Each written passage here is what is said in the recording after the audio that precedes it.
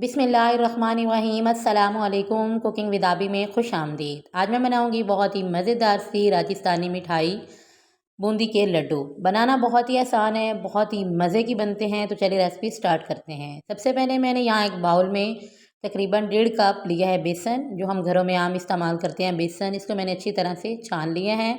और यहाँ 1 कप मैंने पानी लिया है, नॉर्मल मैंने पानी लिया है, और उसको मैं चम्मच की मदद से अच्छी तरह से मिक्स कर लूँगी। थोड़ा थोड़ा करके पानी ऐड करना है। हमने पतली सी इसकी डो तैयार करनी है। एक ही वक्त में सारा पानी ऐड नहीं करना, वरना लम्स इसमें बन जाएंगे। थोड़ा थोड़ा करके पानी ऐड करना है और उसको अच्छी तरह से मिक्स करते जाना है। डो हमारी तकरीबन आलमोस्ट तैयार हो चुकी है, लेकिन अभी मैं इसमें थोड़ा थोड़ा करके पानी ऐड करती जाऊँगी। एक ही वक्त में सारा पानी ऐड नहीं करना, नहीं तो ये बिल्कुल पतला हो जाएगा और हमसे बूंदी नहीं बनेगी।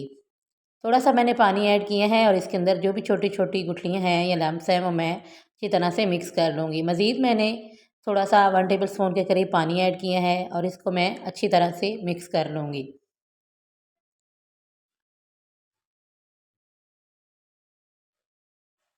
ये देखिए, अब ये इस तरह चम्मच की मदद से मैं उठा रही हूँ तो ये नीचे गिर रही है। इस तरीके की ही हमें डो चाहिए।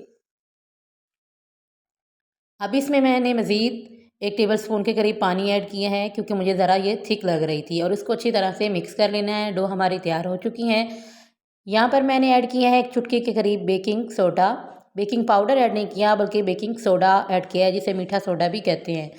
ये ऐड करके अच्छी तरह से मिक्स करना है।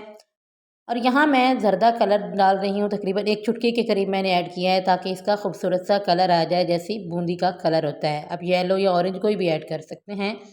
यहाँ मैंने 1 टेबल स्पून घी ऐड किया है। घी या ऑयल आप जो इस्तेमाल करना चाहें वो इस्तेमाल कर सकते हैं, और उसको ऐड करके अच्छी तरह से मिक्स कर लेना है। ये देखें, अब ये चम्मच से इस तरह से नीचे गिर रहा है। हमारी परफेक्ट जो है डो तैयार हो चुकी है।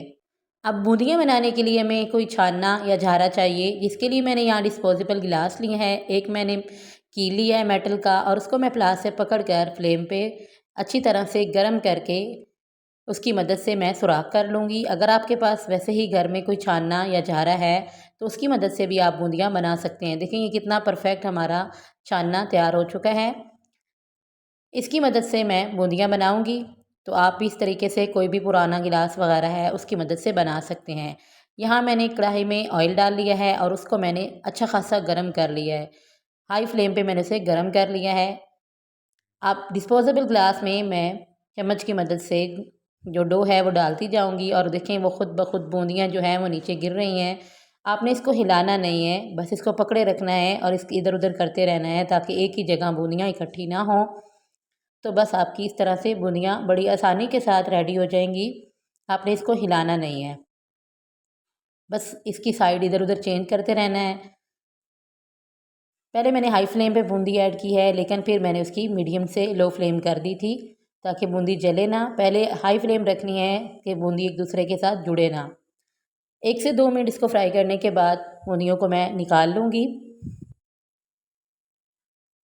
इसी तरह से मैं सारी निकाल लूँगी। अगर आप मेरे चैनल पे न्यू हैं तो प्लीज़ मेरे चैनल को सब्सक्राइब कर दें। वीडियो पसंद आए तो प्लीज़ लाइक कर दें। अभी मैं मज़ीद आपको बना के दिखाती हूँ। ये मैंने उसी डिस्पोजेबल गिलास में मैंने और डो ऐड की है, और उसको इसी तरह पकड़ते हुए इधर उधर करते हुए मैं इसको हिला नहीं रही, ये खुद ब खुद गिर रही हैं। हाँ, लेकिन आपने एक काम करना है कि जब भी एक दफ़ा ऐड कर लें तो दोबारा बर्तन का जो भी आपके पास जारा या छानना है उसका पेंदा साफ़ कर लें, या उसको वॉश कर लें, ताकि उसके जो पोर्स हैं वो अच्छी तरह से क्लियर हो जाएँ, और जो बूंदियाँ हैं वो आसानी के साथ नीचे गिर सकें।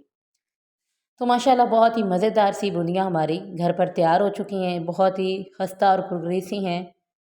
देखिए माशाल्लाह ये कितनी मज़े की बनी है।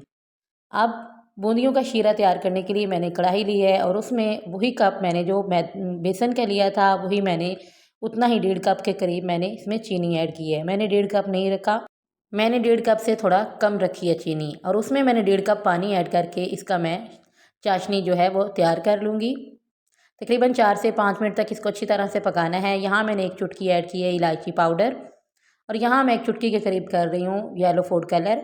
इससे कलर जो होगा वो बूंदियों का बहुत ही अच्छा आएगा। जिस तरह बाज़ार वाली बूंदियाँ होती हैं वैसा इसका भी कलर आएगा। और इसको अच्छी तरह से मिक्स करना है और चम्मच पे एक दफ़ा उंगली लगा के इस तरह दोनों उंगली और अंगूठा बंद करेंगे। अगर उसमें थोड़ी सी चिपचिपाहट होगी तो हमारी चाशनी तैयार हो चुकी है। तकरीबन 5 से 6 मिनट में तैयार हो जाएगी। और अब इसमें मैं ऐड कर रही हूँ जो बूंदियाँ हमने बना कर रखी थी, उसको ऐड करके, लेकिन फ्लेम को बंद कर देना है।